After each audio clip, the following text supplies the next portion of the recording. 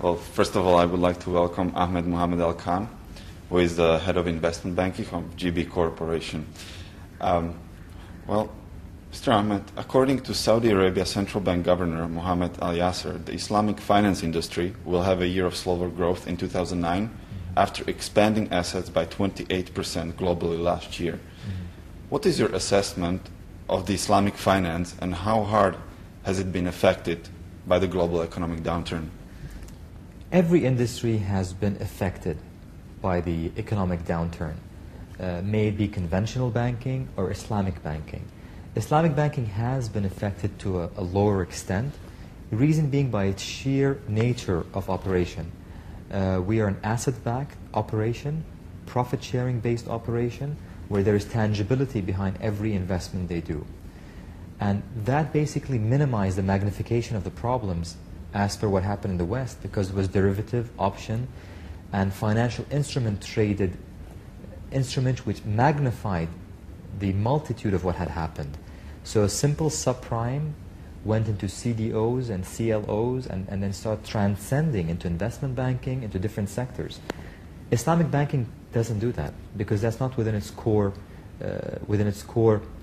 function. Its core function is to invest into economic accelerator projects, into accelerating employment, into creating industries.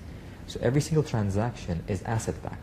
And when one thing is asset-backed and not paper trail-backed, you kind of suppress it towards just that reduction within the valuation of that specific asset. So that's why it has been somewhat shielded, because it's just pure nature of its tangibility. But again, it has been impacted. Just like any other sector, and the central bank has done a very good job of that, is it tried to shield and prevent the herding mentality, which within Islamic banking did create some kind of an inflation within specific sectors.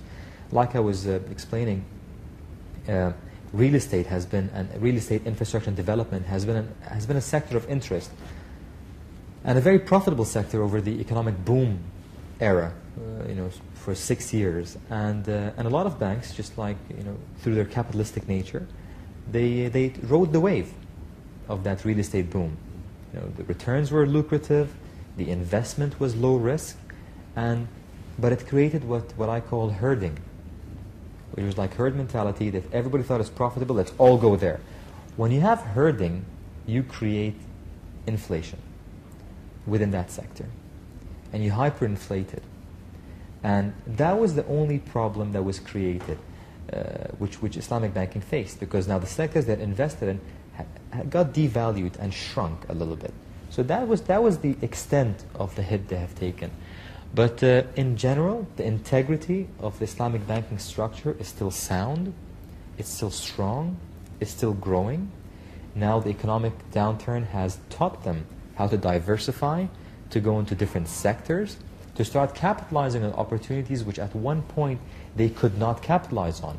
Buyout of companies in the West, where at one point we're going for very high multiples of EBITDA, which today is more affordable, plus the EBITDA shrunk.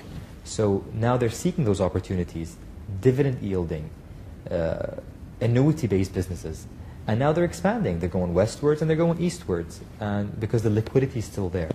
Can you describe the key challenges and opportunities associated with investing during the global economic downturn?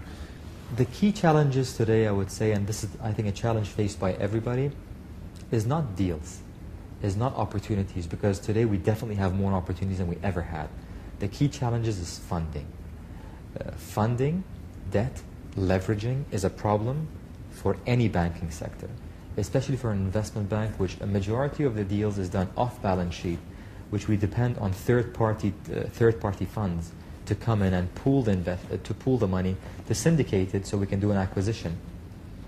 Today, people, because of the shrinkage in their disposable incomes, in their surplus income, it makes it harder for us to go raise money. Even from institutions who have taken a hit on their balance sheet, who have taken a hit in their income, in their P&L, they have less disposable income to reinvest in the different sectors. And I think what the economic crisis has done, it has put companies into a balance sheet management mode versus a growth mode. And that's what basically is rippling across all the other institutions which are linked.